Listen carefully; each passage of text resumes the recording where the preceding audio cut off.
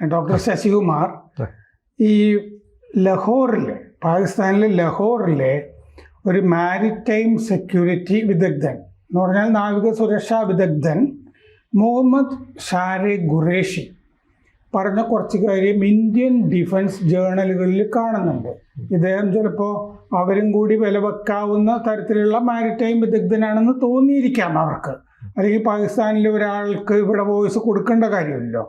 ഈ ലഹോറിലെ maritime security വിദഗ്ധൻ മുഹമ്മദ് ഷാരെ ഖുറേഷി പറഞ്ഞിരുന്നത് ഇന്ത്യയിൽ സാധാരണഗതിയിൽ പട്ടാളത്തിനെയും എയർഫോഴ്സിനെയൊക്കെ പിന്തുണച്ച ഒരു സപ്പോർട്ടീവ് റോളാണ് നേവിക്ക് ഇതുവരെ കണ്ടിട്ടുള്ളത്. പക്ഷേ ഇനി ഒരു ഘട്ടം യുദ്ധം, ഇപ്പോൾ ഓപ്പറേഷൻ സിന്ദൂറിൻ്റെ അടുത്ത ഘട്ടമൊക്കെ വരുമ്പോൾ ഇന്ത്യയുടെ നേവിക്ക് ചിലപ്പോൾ ഒരു പ്രാഥമിക പദവി തന്നെ വരാം, മുന്നേറ്റം ഉണ്ടാകാം. പാകിസ്ഥാൻ്റെ നാവിക കേന്ദ്രങ്ങൾ ഇനി ഇന്ത്യയുടെ നേവി തന്നെ ആക്രമിച്ചു എന്ന് വരും. പ്രത്യേകിച്ച് കറാച്ചി പാകിസ്ഥാൻ പേടിക്കണം. റഡാർ സ്റ്റേഷനുകൾ, നാവിക വിമാനങ്ങൾ, ഇതൊക്കെ ഇന്ത്യൻ സേനകളിൽ ചെറുതാണെങ്കിലും അത് വളരെ അഗ്രസീവാണ് ഇന്ത്യൻ നേവി. അപ്പോൾ അടുത്ത ഘട്ടം ഭീകരമാകാം. അടുത്ത റൗണ്ടിൽ നേവി ആയിരിക്കും ഇന്ത്യയിൽ നേതൃത്വം വഹിക്കാൻ സാധ്യത. നേവിയുടെ MiG-29K പോർ വിമാനങ്ങൾ പാകിസ്ഥാൻ്റെ നാവിക കേന്ദ്രങ്ങൾ തകർക്കും. ആദ്യം കറാച്ചി തുറമുഖമായിരിക്കും, പിന്നീട് മറ്റ് കേന്ദ്രങ്ങൾ, അങ്ങനെ പാകിസ്ഥാൻ്റെ നട്ടെല്ലൊടിയും. അപ്പോൾ അതുകൊണ്ട് ബാക്കി ഇപ്പോൾ നേവിയുടെ ചീഫ് അഡ്മിറൽ ഹരികുമാർ, രാജ്നാഥ് സിംഗ് പ്രതിരോധ മന്ത്രി, അവരൊക്കെ നേവിയുടെ ഇൻ്റലിജൻസ്, സർവൈലൻസ്, റെക്കി, ഇതിലൊക്കെ ഏതിലായിരിക്കും ഫോക്കസ് എന്നൊക്കെ ചോദിച്ചു കഴിഞ്ഞാൽ അങ്ങനെ വെളിപ്പെടുത്തൊന്നുമില്ല. ഏതിലായിരിക്കും എന്നുള്ളത് ചിലപ്പോൾ അവർ ചർച്ച ചെയ്യുന്നുണ്ടാവും. പക്ഷെ നേവി ഇനി തകർക്കാൻ വന്നു കഴിഞ്ഞാൽ പാകിസ്ഥാൻ്റെ നട്ടെല്ലൊടിയും.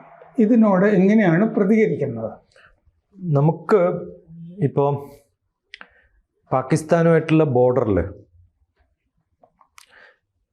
കര യുദ്ധത്തിനുള്ള എല്ലാ സാധ്യതകളും ഉപയോഗിക്കുകയും നല്ലപോലെ മുന്നേറുകയും ചെയ്തിട്ടുള്ളൊരു രാജ്യമാണ് നമ്മൾ.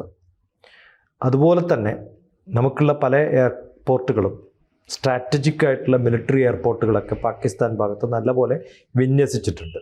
എയർപോർട്ടുകൾ ആവശ്യത്തിനുള്ള ഏത് എയർപോർട്ടുകൾ നോക്കിക്കഴിഞ്ഞാൽ നമുക്കത് മിലിറ്ററി എയർപോർട്ടാണോ അല്ലെങ്കിൽ സിവിലിയൻ എയർപോർട്ടാണോ എന്ന് കണ്ടുപിടിക്കാൻ വലിയ ബുദ്ധിമുട്ടൊന്നുമില്ല. സാധാരണ സിവിലിയൻ എയർപോർട്ട്സ് പാരലൽ റൺവേ ആണ് ഉണ്ടാവുക. കാരണം ഒരു ഭാഗത്തു കൂടെ കയറും, മറ്റേ ഭാഗത്തു കൂടെ ഇറങ്ങും. എവിടെയെങ്കിലും ക്രോസ് റൺവേസ് ഉണ്ടെങ്കിൽ അതൊക്കെ മിലിറ്ററി എയർപോർട്ടാണ്. നിങ്ങൾക്ക് വേണമെങ്കിൽ സർഗോദ നടിച്ചിട്ട് സാറ്റലൈറ്റ് ഇമേജ് ഉപയോഗിച്ചിട്ട് സർഗോദ നോക്കിക്കഴിഞ്ഞാൽ ഇതൊക്കെ ഓരോ എയർപോർട്ടും കണ്ടു കഴിഞ്ഞാൽ എനിക്ക് കൃത്യമായിട്ട് പറയാൻ പറ്റും. അപ്പോൾ നമുക്ക് നമ്മുടെ സർവൈലൻസിൽ ഏത് ഭാഗത്തുനിന്ന് ഏത് എയർക്രാഫ്റ്റാണ് മുകളിലേക്ക് പറക്കുന്നതെന്ന് നോക്കാൻ ഈ എയർപോർട്ടുകളൊക്കെ സാറ്റലൈറ്റ് ഇമേജിൽ കൃത്യമായിട്ട് എനിക്ക് കാണാമല്ലോ. എൻ്റെ സർവൈലൻസ് ഞാൻ അവിടെയും അവരുടെ സർവൈലൻസ് ഇവിടെയും സ്ഥിരമായിട്ടുണ്ടല്ലോ. ഇത് രണ്ടുമുള്ള സ്ഥിതിക്ക് തീരെ കാണാൻ പറ്റാതെ നമുക്ക് ചെയ്യാൻ പറ്റുന്ന ഏറ്റവും നല്ല മാർഗം കടലാണ്. കാരണം കടലിൽ മിക്കവാറും ഉള്ള എയർക്രാഫ്റ്റുകൾക്ക് സ്റ്റെൽത്ത് എന്ന് പറഞ്ഞിട്ടൊരു പെയിൻ്റ് ഉണ്ട്, ഒന്നും കാണാത്തത്. അപ്പോൾ റഡാറുകൾക്ക് പിടിക്കാൻ പറ്റില്ല. പിന്നെ പണ്ട് കാലത്തൊക്കെ ഈ ഷിപ്പുകളൊക്കെ പോകുന്നതിനൊരു സ്പീഡ് ലിമിറ്റ് ഉണ്ട്. ഇപ്പോഴൊക്കെ ഹൈ സ്പീഡിൽ പോകാൻ പറ്റുന്ന, അന്ന് കഴിഞ്ഞ പ്രാവശ്യം പാക്ക് പ്രോഗ്രാം നടക്കുന്ന സമയത്ത് നമ്മളന്ന് ഡിസ്കസ് ചെയ്തിട്ട് ആദ്യമായിട്ട് വെള്ളം കൂട്ടിപ്പോവോ അല്ലെങ്കിൽ കുറച്ച് പോവോ, വെള്ളം കൊടുക്കാണ്ടിരിക്കുമോ, ഞാൻ പറഞ്ഞില്ല ഫ്ലഡ് കൊണ്ടാണ് ഉണ്ടാക്കുകയെന്ന്. ആരും പറയാത്ത സമയത്ത് നമ്മുടെ ഡിസ്കഷനിൽ ആദ്യം പറഞ്ഞതാണ്. അന്ന് വൈകുന്നേരം ഇവിടുന്ന് പോകുന്ന ഷിപ്പ് നോക്കിയിട്ട് ഞാൻ പറഞ്ഞിരുന്നു, ഇന്ത്യൻ നേവി പാകിസ്ഥാൻ ഭാഗത്തേക്ക് ഇപ്പോൾ പോകുന്നുണ്ട്. കറാച്ചിക്ക് ചുറ്റും അവർ ലാഹോർ, കറാച്ചി അവർ നങ്കുര പഠിച്ച് നിൽക്കും എന്നുള്ള ഉറപ്പാണ്. ഈ പുറത്ത് കാണുന്ന ഷിപ്പിനെ നമുക്ക് അറ്റ്ലീസ്റ്റ് പിക്ചറെങ്കിലും എടുത്തിട്ട് കാണാം. സ്റ്റെൽത്ത് ഇല്ലെങ്കിലും അതല്ലാതെയും ചില പിക്ചേഴ്സിലൊക്കെ കാണാൻ പറ്റുമെന്ന് വിചാരിക്കാം. പക്ഷേ ഇഷ്ടംപോലെ സബ്മറൈൻസ് നമുക്ക് അവിടെ ഇവിടെയും കൊണ്ടുവെക്കാം. ആവശ്യത്തിന് ആ ഓരോ ഷിപ്പിൻ്റെ ഉള്ളിലും ഏതൊക്കെ എയർക്രാഫ്റ്റുകളാണെന്ന് കണ്ടുപിടിക്കാൻ ഒരു മാർഗ്ഗമില്ല. ഈ കരയിലൊക്കെ നമ്മൾ എത്ര ക്യാമോഫ്ലേജ് ചെയ്തിട്ട് വലിയ ടാങ്കുകൾ കൊണ്ടുപോയാലും നമ്മുടെയൊക്കെ സാറ്റലൈറ്റ് ഇമേജ് ഉപയോഗിച്ചിട്ട് ഞാൻ ഒരു പടം എടുത്തു കഴിഞ്ഞാൽ ഇത് കാർ ഓടിച്ച് ഇപ്പം നിർത്തിയതാണോ അല്ല 10 മണിക്കൂർ മുമ്പ് ഉപയോഗിച്ച കാറാണോ? കാരണം ആ കാറിൻ്റെ എഞ്ചിൻ്റെ മുകളിലൊരു ഹീറ്റ് ഉണ്ടാവുമല്ലോ. ആ ഹീറ്റ് നോക്കി കണ്ടുപിടിക്കാവുന്ന പ്രിസിഷനോട് കൂടി എനിക്ക് പറയാൻ പറ്റും. അങ്ങനെ പറയാൻ പറ്റുന്ന സാറ്റലൈറ്റ് ഇമേജ് ഉള്ളപ്പോൾ ഈ കരയിലൂടെ നമ്മൾ ടാങ്ക് പോകുന്ന സമയത്ത് നമ്മൾ എന്ത് പുല്ലിട്ടിട്ട് കാമോഫ്ലേജ് ചെയ്താലും ഈ സാറ്റലൈറ്റ് ഇമേജ് കൃത്യമായിട്ട് പറയും ഇത്രയും നമ്പർ ഓഫ് ടാങ്ക്സ് അവിടെ കിടക്കുന്നുണ്ടെന്ന്. അപ്പോൾ ഇതൊന്നും ചെയ്യാൻ പറ്റാത്ത ഏക മാർഗം, വളരെ എളുപ്പം, പാകിസ്ഥാനും ഇന്ത്യയും എന്ന് പറഞ്ഞാൽ എളുപ്പം ചെയ്യാൻ പറ്റുന്നത് ഈ ആ സൈഡിലുള്ള നമ്മുടെ കോസ്റ്റാണ്. അതെല്ലാവർക്കും ഇല്ല. ഇപ്പം ചൈനക്ക് അങ്ങനെ ഒരു വാർ എവിടെയെങ്കിലുമൊക്കെ നടത്തണം എന്ന് പറഞ്ഞാൽ നേവിക്കുള്ള ഒരു പോസിബിലിറ്റി വളരെ കുറവാണ്. കാരണം ചൈന നേവിയിൽ അങ്ങനെ എടുക്കാൻ പറ്റുന്ന സ്ഥലമല്ല. പിന്നെ വേണമെങ്കിൽ C2 സർഫസ് അല്ലെങ്കിൽ C2 എയർ എന്ന് പറയുന്ന മിസൈൽ ഉപയോഗിക്കുന്ന ഒരു മെത്തഡോളജി നമ്മൾ ഉപയോഗിക്കേണ്ടി വരും. പാകിസ്ഥാനിൽ വളരെ എളുപ്പമാണത്.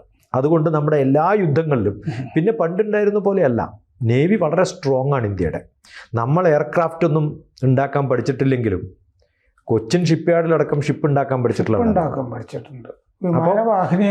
ഉണ്ടാക്കുന്നുണ്ട്. അപ്പോൾ ആ വിമാനവാഹിനിയിൽ നമുക്ക് എന്തൊക്കെ ലാൻഡ് ചെയ്യാൻ പറ്റുമോ ഈ പറയുന്ന എല്ലാ തരത്തിലുള്ള നേവിയിലുള്ള ഒരു ഒരു പിന്നെ എയർവിങ് തന്നെ ഉണ്ട്.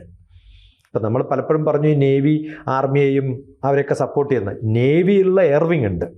അതുപോലെ തന്നെ എയർഫോഴ്സുകാർ എപ്പോൾ വിളിച്ചാലും അവരെ സപ്പോർട്ട് ചെയ്യാൻ വരും. അപ്പോൾ ഇപ്പോൾ ഇത്രയും കാലം നേവി അവർക്കൊരു ബാക്ക് ഫോഴ്സായിട്ട് അത്യാവശ്യം വന്നാൽ ഇടപെടാൻ വേണ്ടിയിട്ട് സജ്ജമായിട്ട് എല്ലാ യുദ്ധത്തിലും പാകിസ്ഥാൻ്റെ സൈഡിൽ പോയി നിൽക്കാറുണ്ട്. അതുപോലെ അമേരിക്കയും ഏത് ഭാഗത്തും ഏത് യുദ്ധവും വരുന്ന സമയത്ത് അവരുടെ സ്ട്രെങ്ത് കാണുന്നത് നേരെ കൊണ്ടുപോയിട്ട് നേവിയുടെ ഷിപ്പ് അവിടെ ഇവിടെയൊക്കെ കൊണ്ടുവെക്കാണ്, അമേരിക്കൻ നേവിയുടെ.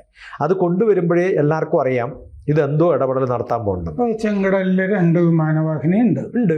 അപ്പോൾ ഇതൊക്കെ നമ്മൾ ചെയ്യുന്നത്. അതുപോലെ എല്ലാ യുദ്ധങ്ങളിലും ഏറ്റവും സപ്പോർട്ടീവായിട്ട് നാളെ വരാൻ പോകുന്നത് നേവി ആയിരിക്കും. അത് ഇന്ത്യൻ നേവിക്ക് അതിൻ്റെ പവർ കാണിക്കാൻ പറ്റിയിട്ടുള്ള ഒരു സന്ദർഭവും നേവി വിട്ടിട്ടില്ല. പക്ഷേ ഡയറക്റ്റ് ഇൻവോൾവ്മെൻ്റ് ആയിട്ടൊരു യുദ്ധം ചെയ്യാണ്ടിരുന്നത് അവരുടെ ഏത് തരത്തിലുള്ള അറ്റാക്കാണോ വരുന്നത് അതിനെ കൗണ്ടർ ചെയ്യലാണ്. ഇപ്പം നമ്മൾ നേരെ പോയിട്ട് തന്നെ പാകിസ്ഥാൻ ഓപ്പറേഷൻ സിന്ദൂറിൽ കരഞ്ഞ് വെടിനിർത്തണമെന്ന് അമേരിക്കയൊക്കെ വിളിച്ച് പറഞ്ഞില്ലായിരുന്നെങ്കിൽ നമ്മുടെ നേവി അത്യാവശ്യത്തിന് കൊടുക്കാനുള്ളതൊക്കെ കൊടുത്തേനെ. കാരണം നമ്മുടെ ബോംബെ പോലെയാണ് അവരുടെ കറാച്ചി. ഒരു ക്യാപിറ്റൽ സിറ്റിയിൽ ഇസ്ലാമാബാദിൽ കുറച്ചും കൂടി ബുദ്ധിമുട്ടാണ്, കാരണം അങ്ങേ അറ്റത്താണ്. അവിടെ എത്താൻ ബുദ്ധിമുട്ടുണ്ടെങ്കിലും താഴത്ത് നമുക്ക് കറാച്ചിയെ ഉപദ്രവിക്കാനൊന്നും വലിയ ബുദ്ധിമുട്ടൊന്നുമില്ല. എൻ്റെ ഫിനാൻഷ്യൽ ക്യാപിറ്റൽ തകർത്ത് കഴിഞ്ഞാൽ ഓൾറെഡി നമ്മൾ അഗ്രികൾച്ചർ മാക്സിമം തകർക്കാനുള്ള എല്ലാ മാർഗങ്ങളും ചെയ്തു. അപ്പോൾ ഇസ്ലാമാബാദിനേക്കാളും പവർഫുള്ളായിട്ട് നമുക്ക് എളുപ്പം ചെയ്യാൻ പറ്റുന്ന, നേവി കൊണ്ട് ചെയ്യാൻ പറ്റുന്ന കറാച്ചി, ലാഹോർ ഭാഗത്തൊക്കെ നല്ലപോലെ വേണ്ട ഇമ്പാക്റ്റ് ഉണ്ടാക്കാൻ നമുക്ക് എളുപ്പം സാധിക്കുമെന്നുള്ളത് അവരെ വല്ലാണ്ട് ഭയപ്പെടുത്തും. അതുകൊണ്ട് അവർ ഈ എഴുതിയിട്ടുള്ളത് സത്യമാവാനാണ് സാധ്യത. അപ്പോൾ ഈ ഓപ്പറേഷൻ സിന്ദൂർ നമ്മൾ അവസാനിപ്പിച്ചിട്ടില്ല എന്ന് മോദി പറയുന്നതിൽ കാര്യമുണ്ട്.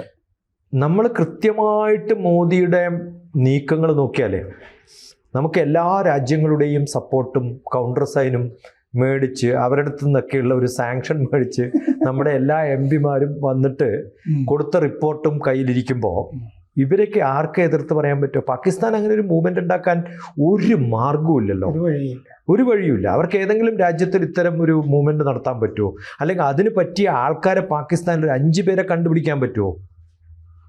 അവരുടെ പട്ടാള മേധാവിയെ ഇതിൻ്റെ ഒരു റെപ്രസെൻറ്റേറ്റീവായിട്ടോ പ്രസിഡന്റിനെയോ ജഡ്ജിനെയോ പ്രധാനമന്ത്രിയെയോ മെമ്പർ ഓഫ് പാർലമെൻറ്റ്സിനെ ആരെങ്കിലും അവരുടെ ഉള്ളിൽ തന്നെ ഇവർക്കെതിരെ പ്രശ്നങ്ങൾ ഉണ്ടാക്കുന്ന സമയത്ത് നമ്മുടെ സ്ട്രെങ്ത് കാണിച്ചു കൊടുക്കാൻ മോദി ചെയ്തിട്ടുള്ള ഒരു കാര്യം എന്ന് പറയുന്നത് വലിയ കാര്യമാണ്. അതുകൊണ്ട് ഇന്ത്യ എന്ത് ചെയ്താലും എനിക്ക് തോന്നുന്നു ലോക രാജ്യങ്ങളിൽ ഏറ്റവും പവർഫുൾ ആയിട്ടുള്ള രാജ്യങ്ങളും സെക്യൂരിറ്റി കൗൺസിലും യുണൈറ്റഡ് നേഷൻസും ഒക്കെ നമുക്ക് ആവശ്യമുള്ള സപ്പോർട്ട് നമ്മൾ ഒരുക്കുന്നത് തന്നെ പാകിസ്ഥാന് വലിയ ഭയമാണ്. അപ്പോൾ അതുകൊണ്ട് അവർ എന്തായാലും ഇത്രയൊക്കെയായി, ഇനി എന്തെങ്കിലുമൊക്കെ ചെറിയ വികൃതി കാണിച്ചാൽ നമ്മൾ അതിന് ഇരട്ടി അങ്ങോട്ട് കൊടുക്കുമെന്നുള്ളത് ഉറപ്പായിട്ട്. ഈ പാകിസ്ഥാനിലെ മാരിടൈം സെക്യൂരിറ്റി വിദഗ്ധൻ എന്ന് പറഞ്ഞ ആള് നമ്മുടെ വിമാനവാഹിനിയൊക്കെ റെഡി ആയിരുന്നല്ലോ കറാച്ചിയെ ആക്രമിക്കാനും ഒക്കെ. ആ പോസിബിലിറ്റി കണ്ടിട്ട് വെറുതെ പറയുന്നതാണോ അതോ ശരിയായിട്ടുള്ളൊരു ഭീതിയിൽ നിന്ന് വരുന്നതാണോ ഈ അപഗ്രഥനം? ഇന്റലിജൻസ് എല്ലാ രാജ്യങ്ങൾക്കും അവരുടേതായ എക്സ്പെർട്ടൈസും കുറേ സ്റ്റഡീസും ഓരോ മൂവ്മെൻറ്റും വാച്ച് ചെയ്യുകയും അതിൽ നിന്നുള്ള ഇൻപുട്ടുകളും അങ്ങനെ കുറേ സ്ട്രാറ്റജിക് ഡൈജസ്റ്റ് എന്ന് പറഞ്ഞിട്ട് ഇന്ത്യയിൽ തന്നെ ഇഷ്ടംപോലെ മാഗസീനുകളുണ്ട്. ഈ മാഗസീനുകളൊക്കെ അവരൊക്കെ പഠിക്കുന്നുണ്ടാവും. അവരുടെ പല സീക്രട്ടും നമ്മളും പഠിക്കും. ഇതൊക്കെ പഠിച്ചു കഴിഞ്ഞിട്ട് ഇതിനെക്കുറിച്ചൊക്കെ ഒരു ഡിസ്കഷൻ ഉണ്ടാക്കി ഒരു പേപ്പർ പ്രസൻറ്റ് ചെയ്യുക അല്ലെങ്കിൽ അതിനെക്കുറിച്ച് പറയുക എന്നുള്ളത് തന്നെ അവരുടെ പണിയാണ്. അപ്പോൾ അവരെല്ലാവരും ചെയ്യുന്നുണ്ട്, വളരെ സ്വാഭാവികമായിട്ട് ചെയ്യുന്നൊരു പണിയാണ്. നമ്മുടെ റിസർച്ച് ആൻഡ് അനാലിസിസ് വിങ് ചെയ്യുന്നത് പോലെ അവർക്കും അവരുടേതായ റിസർച്ച് അനാലിസിസ് വിങ്ങും, അതിലൊരു വിദഗ്ധൻ ഇത് പറയുന്നു, അതിൽ മാരിടൈമിൽ വളരെ സ്പെഷ്യലിസ്റ്റ് ആയിട്ടുള്ള ആൾക്കാരും നമുക്കെല്ലാത്തിലും ഉണ്ട്. ഓരോ രാജ്യങ്ങൾക്കും ആവശ്യമായിട്ട് അവരെന്തൊക്കെ ചെയ്യുന്നു, അവിടുത്തെ ന്യൂസിൽ എന്തൊക്കെ റിപ്പോർട്ട് വരുന്നു, ഇവിടേക്ക് എന്തൊക്കെ റിപ്പോർട്ട് വരുന്നു, ഇവിടുത്തെ പൊളിറ്റീഷ്യൻസ് എന്താ പറയുന്നത്, ഇവിടുത്തെ പേപ്പർ റിപ്പോർട്ടേഴ്സ് എന്താ പറയുന്നത്, ഇതൊക്കെ ഈസി ആയിട്ട് ഓരോ ദിവസവും മോണിറ്റർ ചെയ്യാനുള്ള വിങ്ങുകൾ എല്ലാ രാജ്യത്തും ഉണ്ടാവും. എന്നുവെച്ചാൽ അത്യാവശ്യമായിട്ട് ഇതിലൊക്കെ കൺസേൺ ആയിട്ടുള്ള എല്ലാ രാജ്യങ്ങൾക്കും ഇതൊക്കെ സ്വാഭാവികമായിട്ട്, അല്ലെങ്കിൽ നമ്മളിപ്പോൾ ഇസ്രയേലും ഇറാനും നടക്കുന്ന സംഭവങ്ങളോ അമേരിക്കയിൽ നടക്കുന്ന സംഭവങ്ങളോ പ്രസിഡന്റ് എന്ന് പറഞ്ഞോ ഇതൊന്നും അറിയേണ്ട കാര്യമില്ലല്ലോ. പക്ഷെ ഇതൊക്കെ ഇൻ്റർനാഷണൽ പൊളിറ്റിക്സിൻ്റെ ഭാഗവും ഇൻ്റർനാഷണൽ സ്ട്രാറ്റജിയുടെ ഭാഗവുമായിട്ട് ഇന്ന് വളരെ കൃത്യമായിട്ട്, ഇതൊന്നും വായിച്ച് പഠിക്കണ്ട, ഇതിനൊക്കെയുള്ള സോഫ്റ്റ്വെയർസ് അവൈലബിൾ ആണ്. എന്താണോ പഠിക്കേണ്ടത്, ഏത് പേപ്പറാണോ വായിക്കേണ്ടത്, ആ പേപ്പറിൽ നിന്ന് ഏത് കണ്ടൻറ്റാണോ എടുക്കേണ്ടത്, അതെങ്ങനെയൊക്കെ ഞങ്ങൾ സിംപ്ലിഫൈ ചെയ്തിട്ട് നമുക്കൊരു ഇൻപുട്ട് ഉണ്ടാക്കി എടുക്കണം എന്ന് പറഞ്ഞാൽ നമുക്കും സാധിക്കുന്ന കാര്യമാണ്, അവർക്കും സാധിക്കുന്ന കാര്യമാണ്. അപ്പോൾ ഇതിനുള്ള സോഴ്സുകളൊക്കെ മിക്കവാറും ഓപ്പൺ സോഴ്സസ് ആണ്. ഓപ്പൺ സോഴ്സ് അല്ലാത്ത സംഭവങ്ങൾക്കും നമുക്ക് സ്പെസിഫിക് ലൈസൻസ് മേടിക്കാൻ പറ്റുകയാണെങ്കിൽ ആ ലൈസൻസ് ഉപയോഗിച്ചിട്ട് ചെയ്യാൻ പറ്റുന്ന സംഭവങ്ങളൊക്കെ പലരും ചെയ്യുന്നുണ്ട്. അപ്പോൾ ഇത് വളരെ നമ്മൾ സീക്രട്ടാന്ന് പറയുന്നുണ്ടെങ്കിലും വളരെ ഓപ്പൺ സീക്രട്ടാണെന്ന് വേണമെങ്കിൽ പറയണം. അപ്പോൾ പാകിസ്ഥാൻ പേടിക്കട്ടെ, പേടിക്കട്ടെ, അതാണ് വേണ്ടത്. കൂടുതൽ വാർത്തകളും വിശേഷങ്ങളും നിങ്ങളിലേക്ക് എത്താൻ ABC മലയാളം സബ്സ്ക്രൈബ് ചെയ്യുക, ബെൽ ബട്ടണും അമർത്തുക.